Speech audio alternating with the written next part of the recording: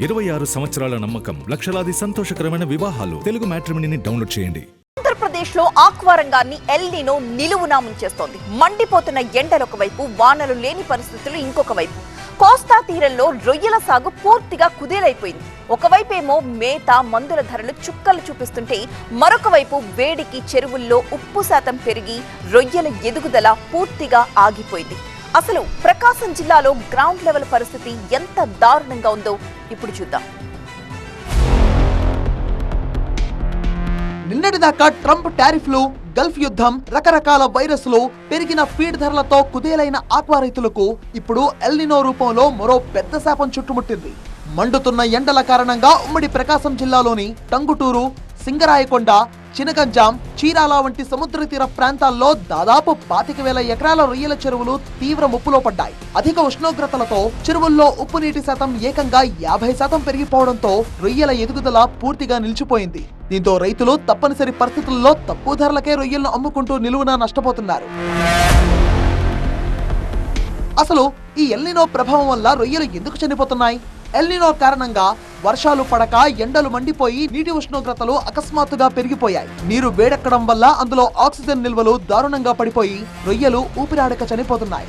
దీనికి తోడు white spot, white gut, EHP వంటి ప్రమాదకర బ్యాక్టీరియా, వైరస్లు వేగంగా విస్తరిస్తున్నాయి. నీటి ఉష్ణోగ్రత 33 డిగ్రీలు దాటడంతో రొయ్యలు మేత తినడం పూర్తిగా మానేస్తున్నాయి. చెరువులో నీటి మట్టాన్ని 5 అడుగులు ఉంచేందుకు, ఆక్సిజన్ అందేలా చేసేందుకు ఏరియేటర్లు నిరంతరం నడపాల్సి వస్తోంది. దీంతో కరెంటు బిల్లుల భారం మొయ్యలేక ఆక్వా రైతులు విలువెల్లాడుతున్నారు. ఎల్నినో ప్రభావంతో ప్రకాశం, గుంటూరు, బాపట్ల, నెల్లూరు ఈ జిల్లాలో ఇప్పటి వరకు చినుకు కూడా రానటువంటి పరిస్థితి ఉంది.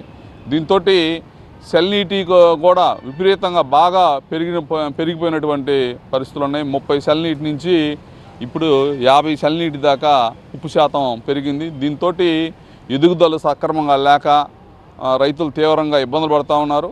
ఫీడ్ రేట్లు కూడా విపరీతంగా పెంచేశారు. అదేమంటే నష్టపోయామంటున్నారు. కానీ నష్టపోయిన రైతులు ఉన్నారు, కానీ నష్టపోయిన ఫీడ్ కంపెనీలోళ్ళు, మెడిసిన్ కంపెనీలోళ్ళు, హార్వెస్టర్లోళ్ళు ఎవరు లేరండి. ఎక్స్పోర్ట్ అయితే బ్రహ్మాండంగా జరుగుతుంది.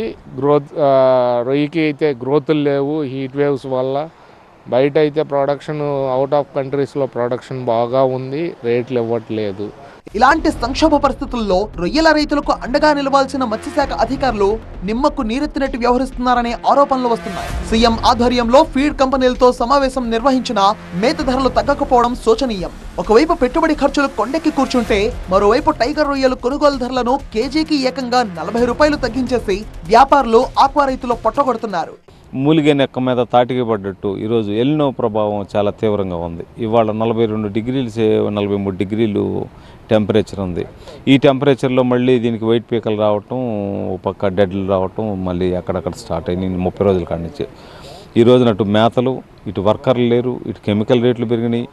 కరెంటు బిల్లు చూస్తే కరెంటు బిల్లులు మేము ఇచ్చామంటారు, అక్కడ ఎవరికి కూడా సబ్సిడీలు రావటం కానీ ఇవన్నీ లేదు. గవర్నమెంటే కనుక ఒక్కొక్క డివిజన్ చేసి ఈ డివిజన్లో ఇదిగో ఈ రేట్లే ఫిక్స్, ఆ రేట్లకి వేయాలి, ఆ రేట్లకి ఇవ్వాలి, అంతకంటే ఇవ్వటానికి లేదనేది కూడా గవర్నమెంటే కనుక ఏదైనా నిర్ణయం తీసుకోకపోతే ఈరోజు రైతులు కూడా నాశనమయ్యే పరిస్థితి ఉంది ఇంత లీజులు పెట్టి. ఈ ఆక్వా రంగం గనక కుప్పకూలితే దానిపై ఆధారపడ్డ వేలాది కుటుంబాలు వీధిన పడే ప్రమాదం ఉంది. ఇప్పటికైనా ఎల్నినో నష్టాల నుంచి తక్షణమే గట్టెక్కించేలా ప్రత్యేక ప్యాకేజీలు ప్రకటించాలని ఆక్వా రైతాంగం ఆవేదనతో వేడుకుంటోంది. 26 సంవత్సరాల నమ్మకం, లక్షలాది సంతోషకరమైన వివాహాలు. తెలుగు మ్యాట్రిమోనీని డౌన్లోడ్ చేయండి.